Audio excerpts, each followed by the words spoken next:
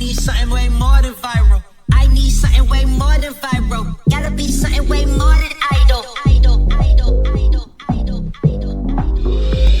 Be careful not to get too close, I might just go.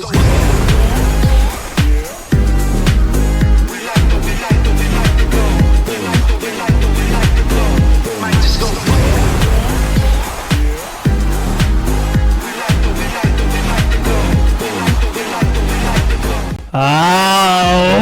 Welcome back, Fireside. Oh, that was a deep one. I got deep with that one. How is everyone doing out there? Fantastic. I didn't ask you. I was asking out there. I'm also out here. Yeah. How are you doing? How are you guys doing in here? The music that's still playing. It's supposed to go. It's underneath us. Dude, you know anything about production? Nice, dude. I know so much Hey, about like the producing. video if you guys thought that was cool. I know so much Because about. I thought that was a mistake and I was getting nervous. Absolutely over here. not, dude. You don't know That's jack. pretty cool. Welcome. Phil doesn't understand that it's all about the vibes. Yeah, Phil doesn't get it. Phil, bring some the people vibes. get it and some people don't. I'm Which fire one do you vibes. think you are? I don't get You much. don't get it. You don't get it. All right, we're back. I don't think we gave the date last time, did we? Yeah, what Our is last today? episode? What is today? Today is July 1st. If you're an American, you get a day off this week from work for July 4th. If you're not an American, sorry about it. If you're from Britain, super sorry about it because you lost that war. But hey, we're over it. Sean, remember when I said this was about the vibes? Yeah. Meanwhile, Sounds like most 90 people that play FPL. 95% of FPL is just, people from the UK. So Off the camera. That's Hey. good. Hey, it's okay. Your job won't care. So, no big deal. No big deal. Okay, jokes aside. We're here today. We're doing our Overachiever episode. We did Underachievers last week. Quick explanation again. It's really just us. We all picked one guy that we felt overachieved based on mostly expected XFPL versus FPL, but some other factors in there. And we picked the guy that we felt did that, and we're going to decide, is it going to happen again? Or is it not going to happen again? So pretty straightforward. Yeah.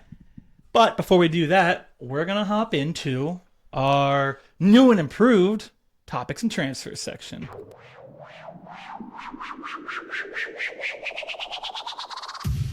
It's time for topics and transfers. Pretty old TNT. Pretty sweet, right? Pretty sweet, right? Listen, we're killing it here. We're killing it. All right, topics and transfers. So let's start with the most recent piece of news, which was João Pedro looks to be headed to Stamford Ridge. So Chelsea's was Stanford? Stanford. Did I mess that up? What did I do? Don't worry, it's all water under the fridge now, Sean. Did I say Stanford Fridge?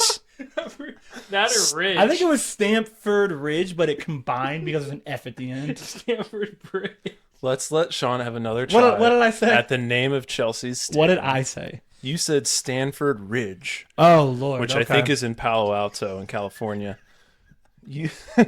Okay, if you didn't watch our last episode, news to you, I now have a child and I am sleep deprived, so don't judge me.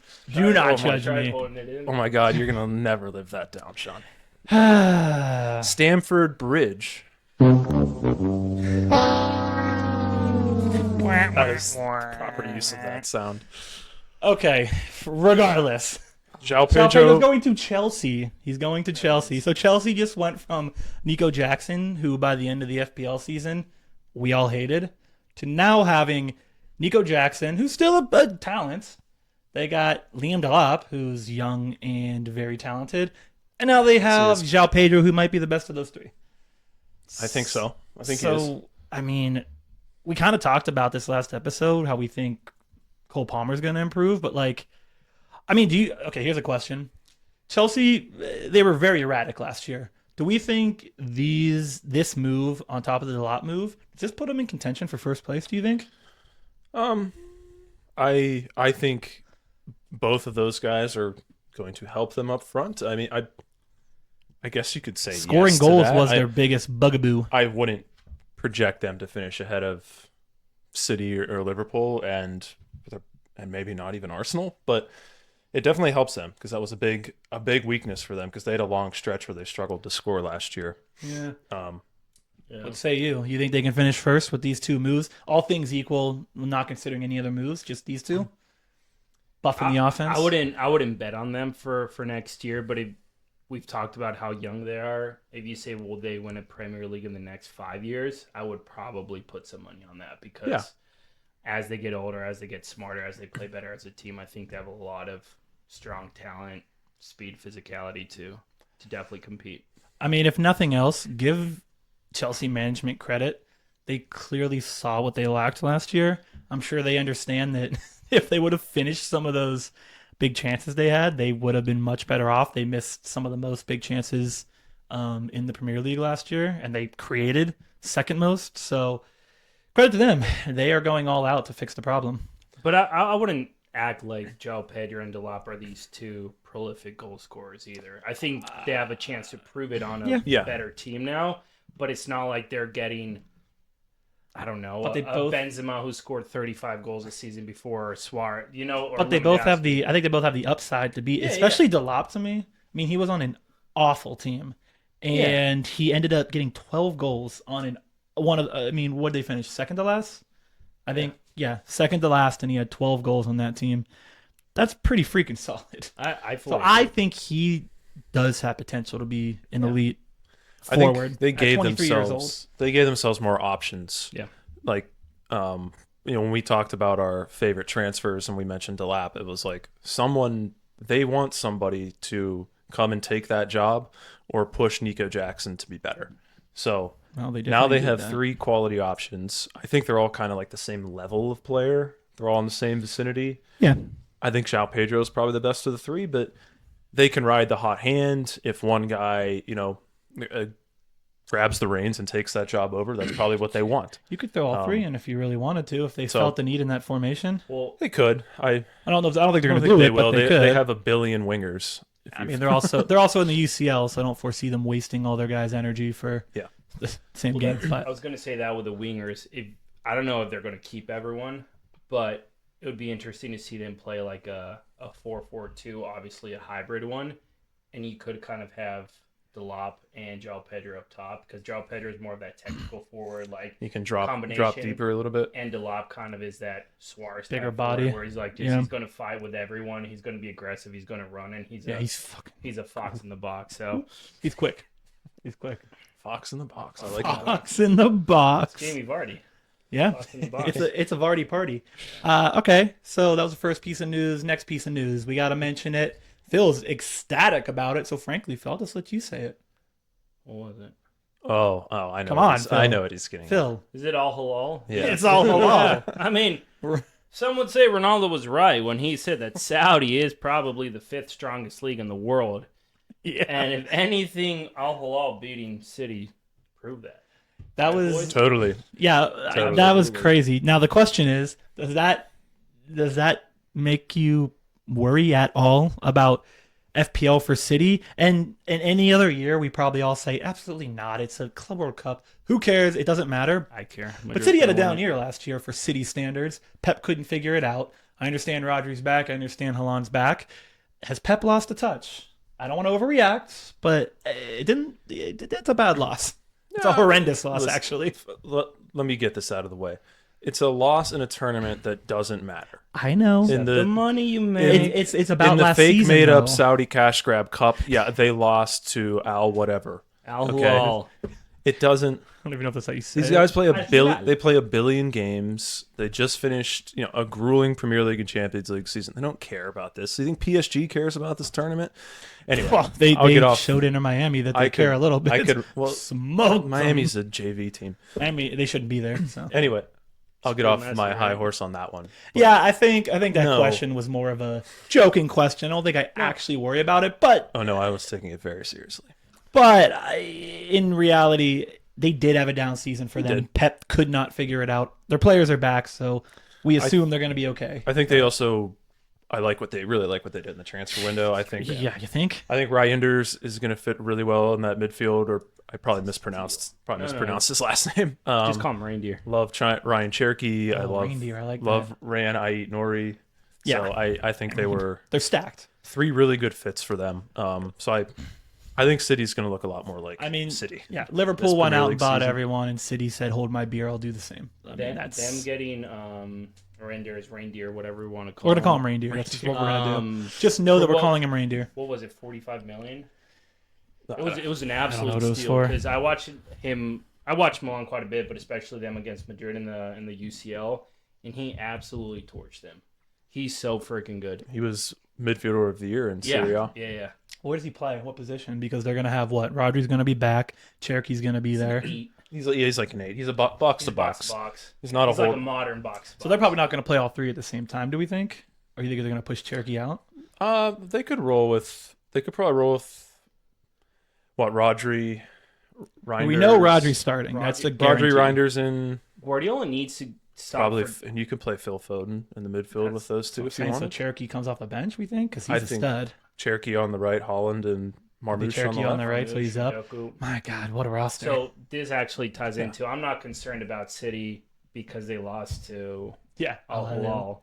I'm concerned about City because they have a crap ton of studs, and we have no idea who's going to play because we're forgetting about Savinho.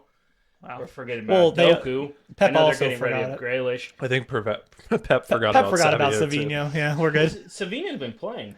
I know, but he didn't last season. That's my point. Like, we're going to go into game week 1, and Is this a new Chelsea? anyone outside of Haaland, if you're willing to take the chance on that price, and maybe a Gavardio or definitely. He's a Ainori, Yeah.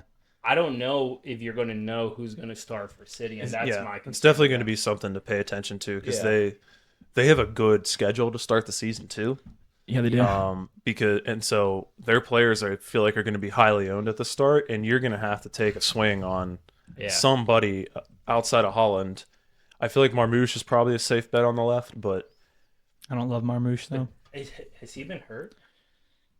I don't think so. I don't think Because so. Doku's been playing, I'm pretty sure. Well, don't know. Doku's good too though. So But yeah, anyway, if you're gonna outside of Holland and with City midfield and attacking players, yeah, it's definitely we're definitely gonna have to monitor who's gonna get the playing time there, and I don't think we're gonna know not right away. not to backtrack too much, but like I think the same thing goes for Chelsea.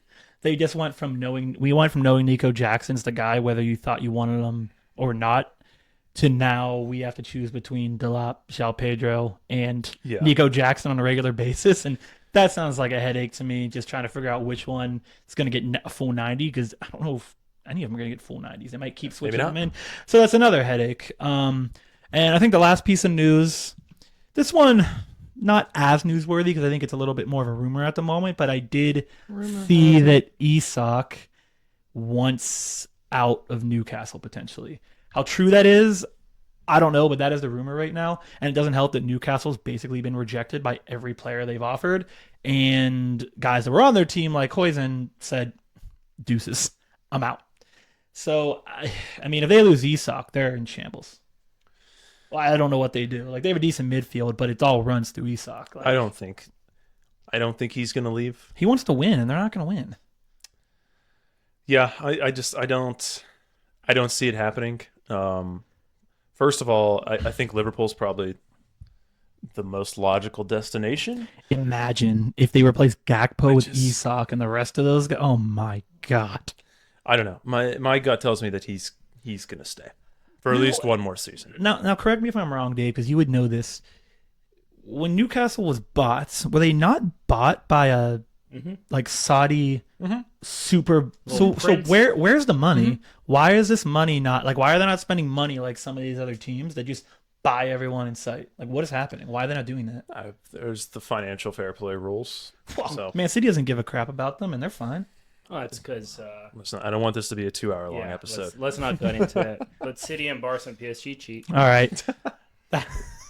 That's fine. Those are the big news topics. We'll, next time we're here, we'll keep you up to date on all the transfers, all the news coming in. It's coming in fast right now. People getting traded to left, right, and center. Yeah, so check Fireside socials for the most updated news. Honestly, follow our socials. Oh, speaking of that, Dave. What?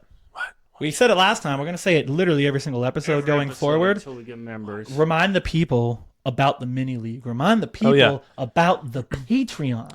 Yeah, so we have a Patreon page that is going to be active within probably the next 2 weeks. So pay attention to our socials. You'll see us announce that probably about a billion times. So some of the benefits, you'll get a lot of exclusive content that you won't get for free on social media, like our lineups every week ahead of time. We're going to do a differential team of the week. So if you need to differentiate yourself in your mini leagues, know who some of the lower owned good options are, we're going to post that every week. We're going to have some written pieces as well with a little bit more of the data-driven analysis that we'd like to do and don't have time to do on the show.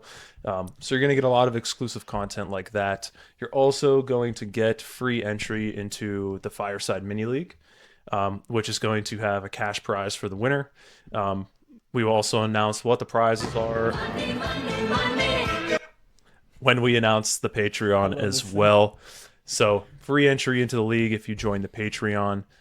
You can also join the league by following us on a social media platform that you don't follow us on already, and DMing us your email address, because that's how we'll add you to the league. So lots to come from us, so just keep your eyes on our social media pages. Yep. Lots of coming. Like you said, Dave, we'll give you all those things. We're probably going to end up doing top 5, top 10 lists every week. That'll be ever changing as the weeks go on. But more than anything, you're going to get our attention. We're not going to, if you put something out on socials and you ask us a question, it's a good chance we're not going to see it. There's just a lot going on. If you join our Patreon, you ask us a question, FPL, just anything in general, like we're looking at that all the time. You're going to get our direct attention. We're going to answer it for you. We're going to be in a conversation. I think the whole point of the Patreon is we want to keep growing this community. Right, we want to bring people in. We want to be personable. We want to talk to everybody. So, I think on top of all the good stuff that Dave said, you get our attention. Join the Fire Tribe. Yeah, so join the Fire Tribe. Get in the Fire Tribe. All right.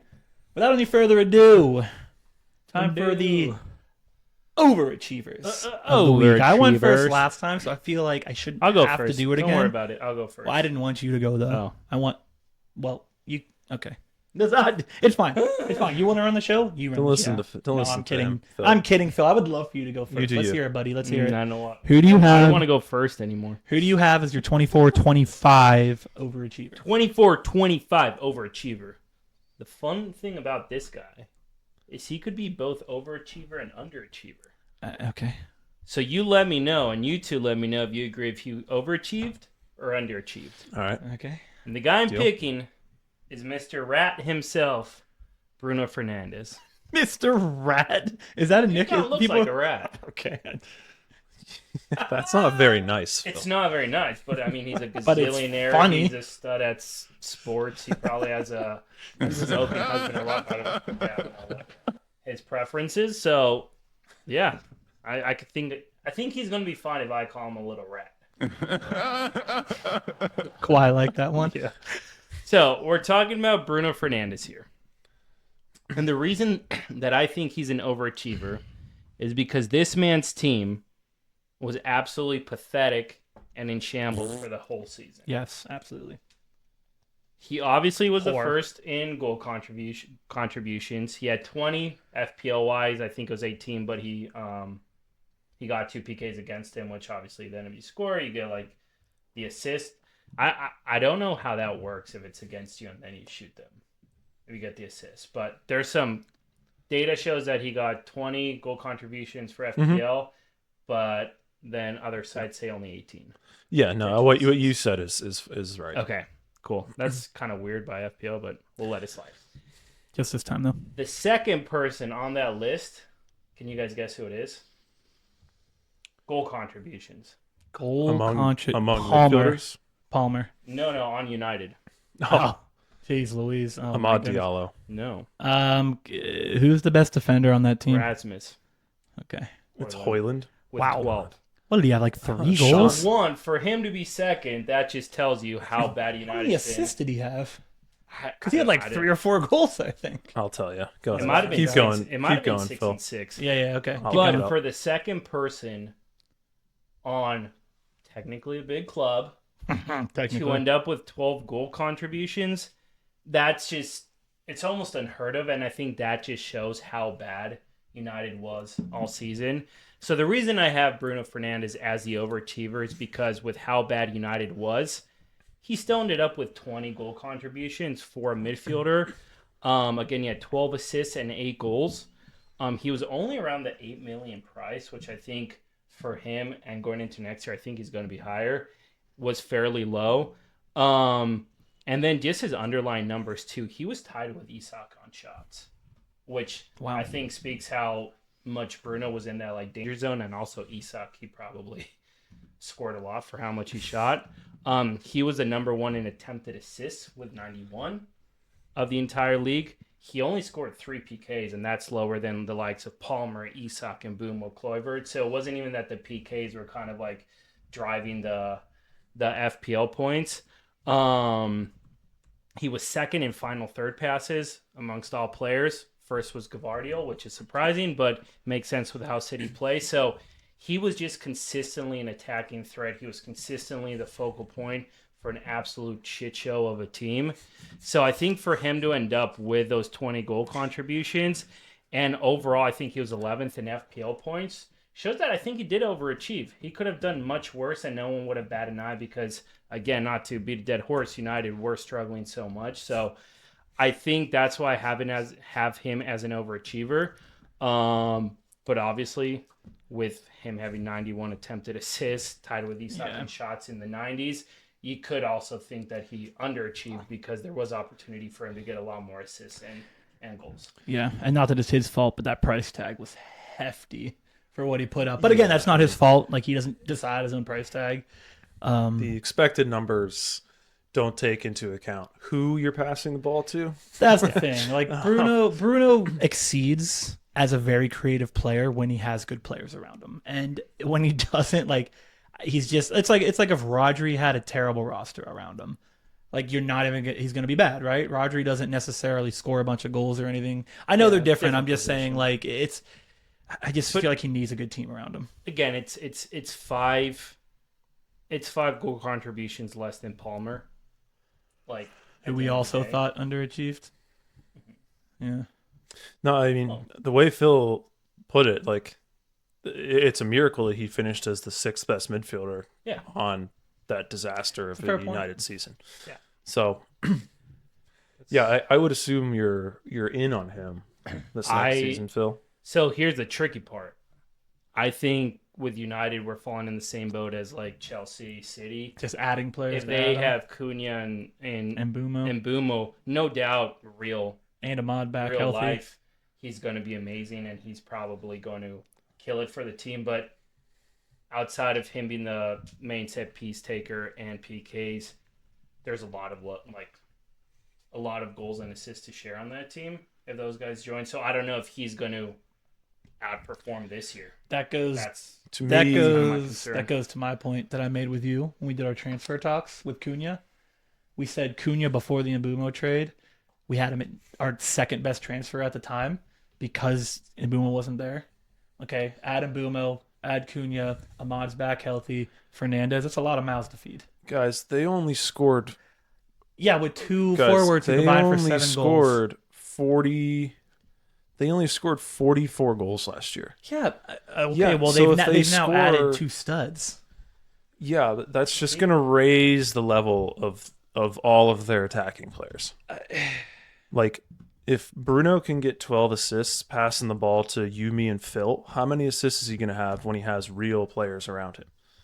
So yeah, I get what you're saying. Like, no, that's fair. They might steal a goal here or there, but like, I'm pretty confident Bruno's going to have more than 20 goal contributions this next season. I take it back. I am with you on that. He is going to benefit greatly. And Bumo and Cunha are going to be the ones that are maybe going to have a regression because they're going to take stuff from each other. But to your point, Bruno's going to exceed because he just got those 2 guys added to the team, and those are goal scorers, and that's what he needs. Okay, yeah, no, I'm with that. So yeah, we're good there. So Bruno, you overachiever, and you think he's gonna? I think we all probably agree he's probably gonna do better next year. I think he's a guy definitely to keep on your radar for game week 1. As long as I think next year is going to be a very different year for Manchester United players. Last year we had Bruno, who people tried to get and it didn't always work out, and then we had Ahmad for a few weeks that was about all we got out of Man U It's gonna be a last fun year. season for you guys. So I'm happy for you. So it should be. They should be at least fighting for a top 6 spot. If they're not, then I don't know what is happening. I don't know what else you can do at that point. New coach, 2 new studs, 2 of They the best still need a EPL forward. players. I know, but they'll I mean, bottle. Cunha can suffice, I think.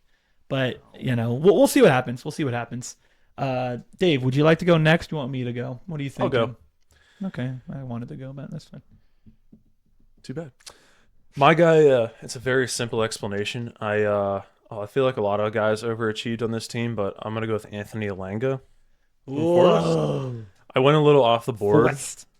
I went with one of he was a nice differential pick at times last year, but so he had 153 points on 136 XFPL. He didn't overachieve in the goal department, but excuse me, he had 11 assists on 5.2 expected assists. He was 3rd amongst all midfielders in assists. He was 33rd in expected assists. So there's your overperformance. And we talked about a lot on the show, like his teammate, like Chris Wood, Morgan Gibbs-White. They were all kind of defying their underlying numbers with how Forest's season went last year. Yeah. Anthony Elanga only created 8 big chances. And so I took a look. Now remember, he had 11 assists, only 8 big chances created. Nice. Every other midfielder in the top 30 for assists this season had an assist total that was lower than their big chances created number. The only guy that was higher was Anthony Elanga. Yeah, that's the story of Nottingham Forest. I love Yeah. that. Now that's real life assists. He had a couple more FPL assists because I think he drew like a couple penalties. Yep. That does add in 2 more guys into that list. One of them is his teammate Morgan Gibbs-White. He was 25th in attempted assists. He 31st in touches in the opponent's box among midfielders. So it wasn't like I talked about Semenyo on the last episode. It wasn't like he was getting into good positions and the numbers weren't there.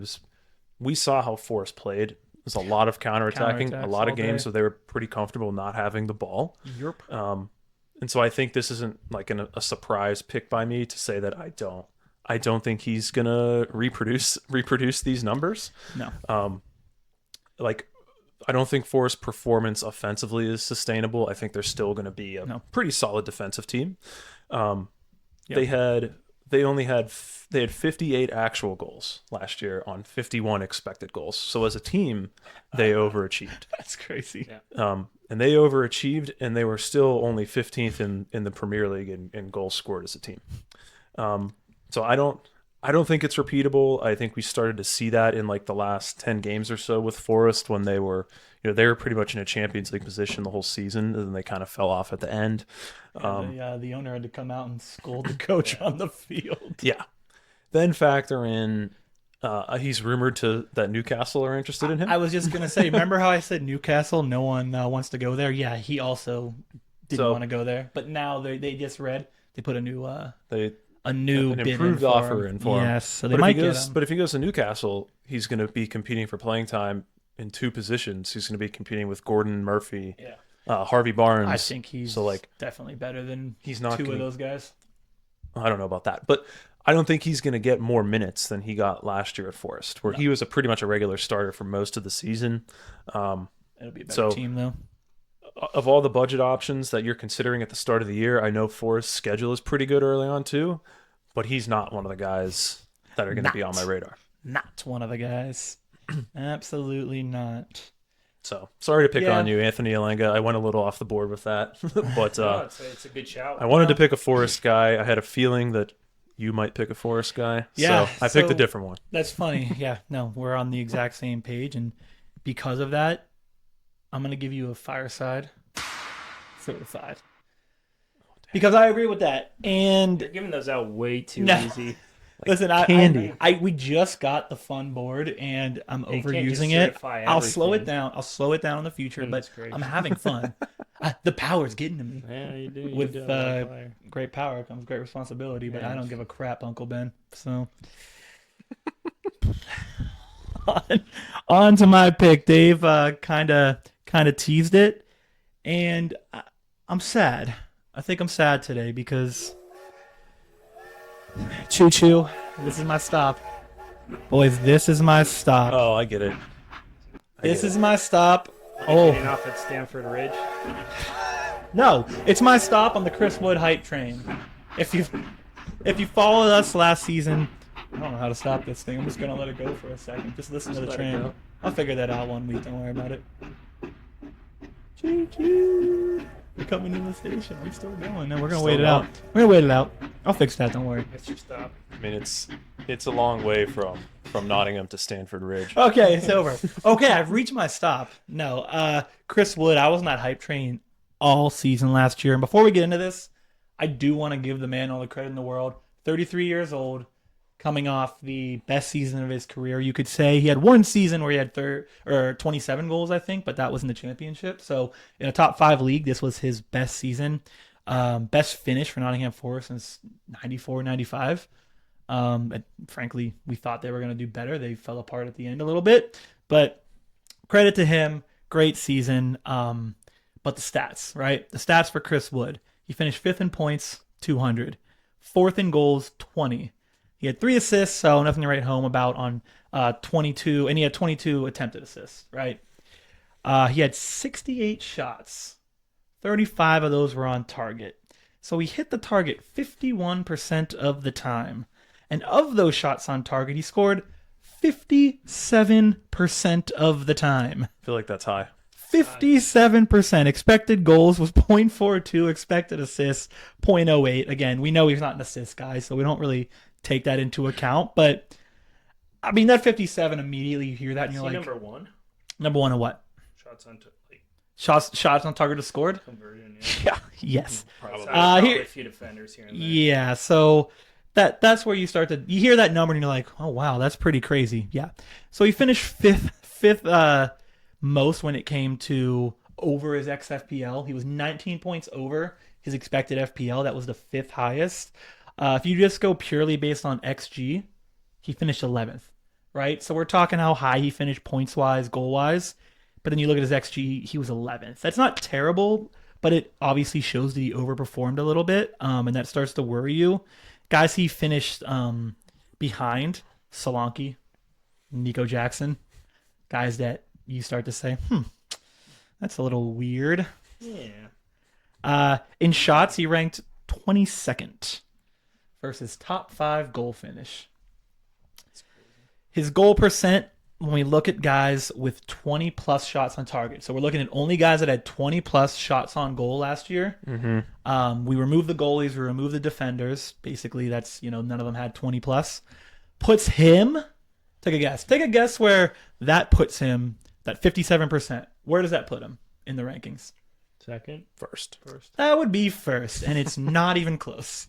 It's not even close. Most forwards, right? So I went in, I did a little bit of digging. They finish around 30 to 40% for that shot on target percentage. Haaland, he finishes on average 40 to 45%. We consider him one of the best finishers on earth, right? 40 to 45%. Kane at his peak for Tottenham, 35 to 40%.